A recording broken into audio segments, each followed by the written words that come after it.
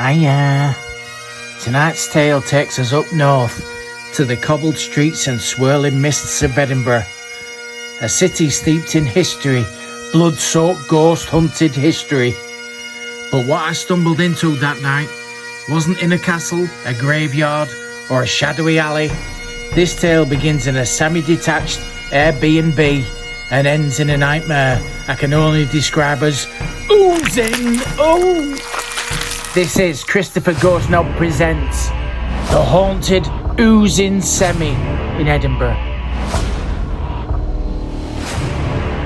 It had been a long, cursed drive. Me sat-nav had gone rogue, Just make the bloody sending me U-turn. down tiny cobbled lanes barely wide enough for a bike.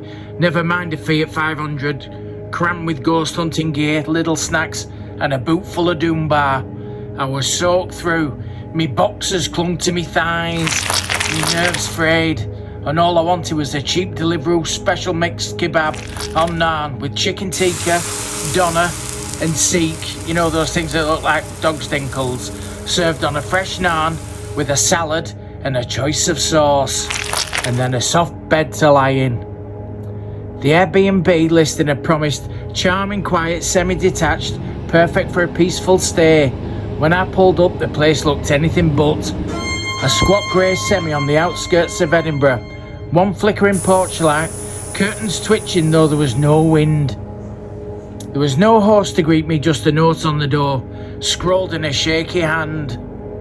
Welcome, Christopher. Do not go in the spare room. Do not touch the walls. Whatever you hear, ignore it.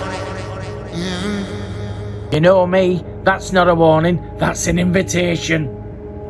Inside, the semi was too quiet. Me footsteps echoed, the air heavy, faintly metallic, like old pennies in damp tights.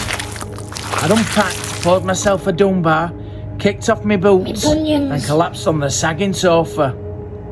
The telly was Asian, the kind that makes you wait 30 seconds before deciding if it's alive. When it finally buzzed into life, I only had 2 channels that weren't static. I settled on a late night Scottish quiz show called Is It a Ghost or Goat? Contestants blindfolded, guessing whether something brushing past their thighs was paranormal or farmyard. One poor bloke swore blind his shin had been caressed by the spirit of Bonnie Prince Charlie. It turned out to be a live goat in a sheet. Riveting telly. I sipped me doom bar, half dozing, thinking this trip might not be so bad after all, and then I heard it. A slow, sticky drip, drip, drip from the hallway. Muted the telly. The semi seemed to hold its breath. Torch in hand, I followed the sound to the wall outside the spare room. A thick, dark red liquid trickled down the wallpaper, warm under me fingers, and the walls shivered beneath me touch. At first I thought burst pipe, rust, old house, no drama. But as the night crept on, the semi began to respond to me. The walls pulled softly, as if the house had a heartbeat. Door frames quivered when I passed. The slow drip thickened into a sluggish flow, oozing, leaving crimson trails that gleamed in the dim light. By 1 a.m, it wasn't just the walls. The ceiling sweated, the floorboards hummed, and the entire semi seemed to be warming to me. My skin prickled, my breath came short, and I couldn't tell if I was terrified or thrilled.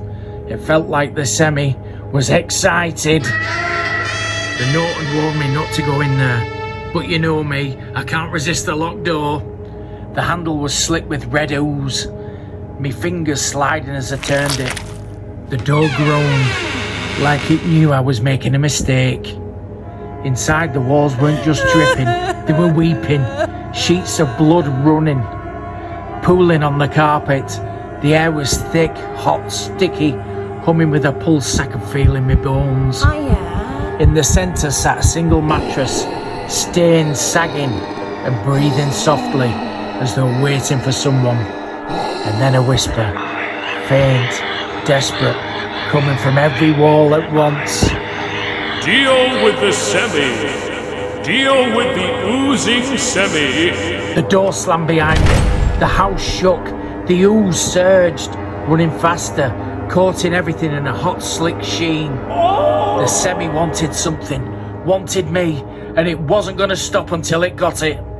By 3 a.m, the semi was alive, a dripping, pulsing nightmare. Blood streamed down walls, pooling at my feet. Every breath tasted of copper and dread. My clothes were plastered to my skin, slick and clinging. The voice rose to a fevered wail. Christopher, deal with the oozing semi. Deal with it, single-handed. I had no priest, no holy water, no backup. Just me ghost hunting kit, and the grim knowledge that if I didn't take matters into my own hands, this semi would burst, unleashing whatever lurked inside into the world. So with a deep breath and grim determination, I did what had to be done. I dealt with the oozing semi, single-handed. It wasn't dignified, it wasn't heroic, but by dawn, the semi was quiet, its walls dry, its pulse gone. With first light, the house looked ordinary, just a bland Airbnb in a silent street. Only the faint copper tang in the air and my ruin-stained clothes bore witness to the night's horrors. I left the key on the table with a note. Won't be leaving a 5-star review, thanks for nothing. As I drove off, I glanced in my rearview mirror. Curtains twitched. The house seemed to watch me leave. And just as I turned the corner, I swear I heard it sigh, content for now. So, if you ever rent a charming semi in Edinburgh, and the host leaves you a note about oozing walls and forbidden rooms, maybe take it seriously. Or maybe just pack spare clothes, a strong stomach, and an open mind. Because some houses aren't just haunted. Some houses get a little excited when Christopher Ghostknob comes to stay. Good night.